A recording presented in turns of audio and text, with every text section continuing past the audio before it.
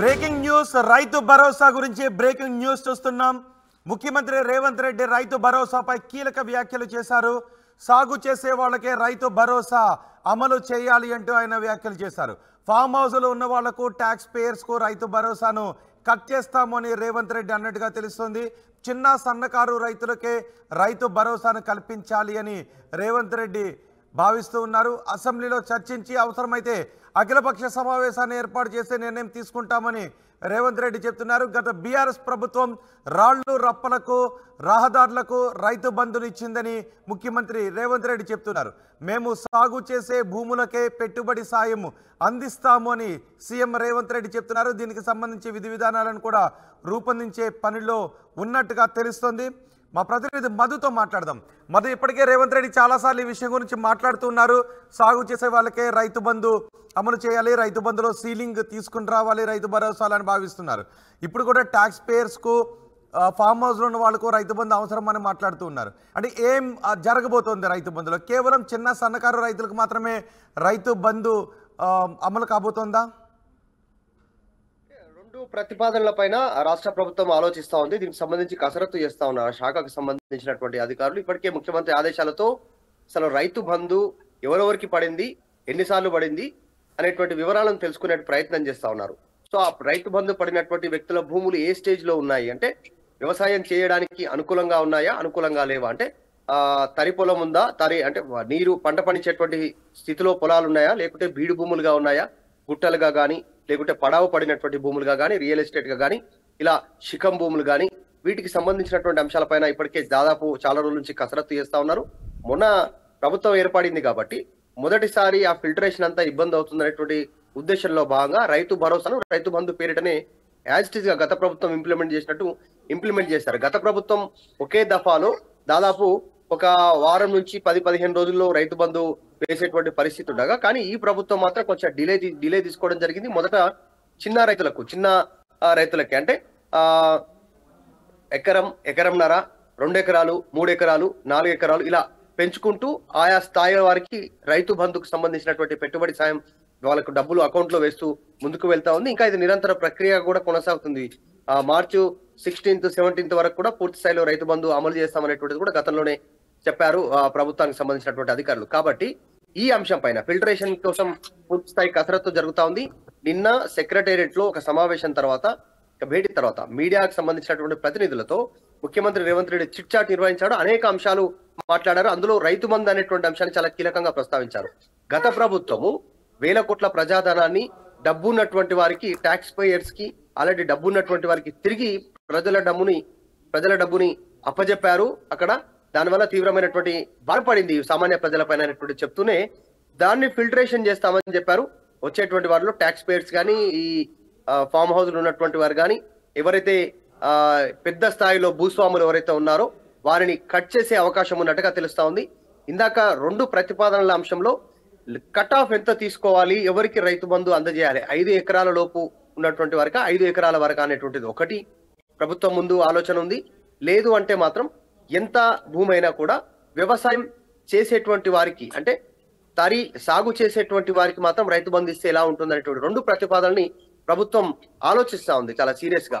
ఒకవేళ కనుక 10-15 ఎకరాలు ఉన్నటువంటి వ్యక్తి ఆయన ట్యాక్స్ పేయర్ అయి ఉంటే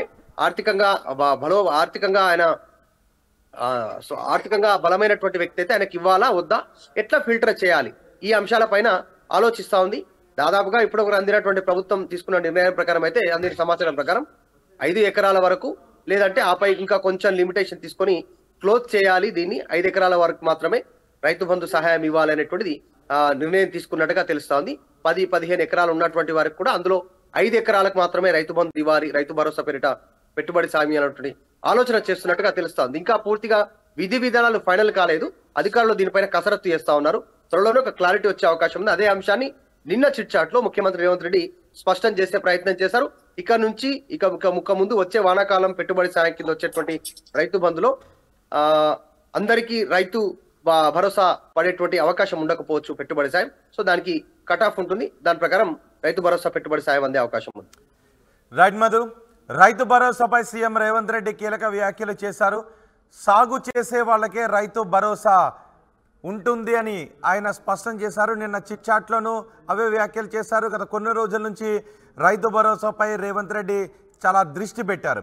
ఫామ్ హౌస్ ఉన్న వాళ్లకు ట్యాక్స్ పేయర్స్కు రైతు భరోసాను కట్ చేస్తామని అన్నట్టుగా తెలుస్తోంది. చిన్న సన్నకారు రైతులకే రైతు భరోసా ఉపయోగపడుతుంది, వాళ్ళకి మాత్రమే రైతు భరోసాను అమలు కావాలి అనే ఉద్దేశంలో రేవంత్ రెడ్డి ఉన్నారు. అసెంబ్లీలో చర్చించి అవసరమైతే అఖిలపక్ష సమావేశాన్ని ఏర్పాటు చేసి నిర్ణయం తీసుకుంటామని సీఎం రేవంత్ రెడ్డి చెప్తున్నారు. గత బీఆర్ఎస్ ప్రభుత్వం రాళ్లు రప్పలకు, రహదారులకు, సాగులో లేని భూములకు, సాగు చేయని భూములకు కూడా రైతు బంధు పథకాన్ని అమలు చేసింది. దాని ద్వారా ఖజానాపై, ప్రజాధనంపై ప్రభావం పడింది అని చెప్తున్నారు సీఎం రేవంత్ రెడ్డి. మేము మాత్రం సాగు చేసే భూములకే సాయం అందిస్తాము, చిన్న సన్నకారు రైతులకే ఉపయోగపడాలి అని రేవంత్ రెడ్డి భావిస్తున్నట్టుగా తెలుస్తోంది. కోసం పూర్తి స్థాయి కసరత్తు జరుగుతా ఉంది. నిన్న సెక్రటేరియట్ లో ఒక సమావేశం తర్వాత, భేటీ తర్వాత మీడియాకు సంబంధించినటువంటి ప్రతినిధులతో ముఖ్యమంత్రి రేవంత్ రెడ్డి చిట్ చాట్ నిర్వహించాడు. అనేక అంశాలు మాట్లాడారు. అందులో రైతు బంధు అనేటువంటి అంశాన్ని చాలా కీలకంగా ప్రస్తావించారు. గత ప్రభుత్వము వేల కోట్ల ప్రజాధనాన్ని డబ్బు ఉన్నటువంటి వారికి, ట్యాక్స్ పేయర్స్ కి, ఆల్రెడీ డబ్బు ఉన్నటువంటి వారికి తిరిగి ప్రజల డబ్బుని అప్పజెప్పారు. అక్కడ దానివల్ల తీవ్రమైనటువంటి బాధపడింది సామాన్య ప్రజలపైన అనేటువంటి చెప్తూనే దాన్ని ఫిల్టరేషన్ చేస్తామని చెప్పారు.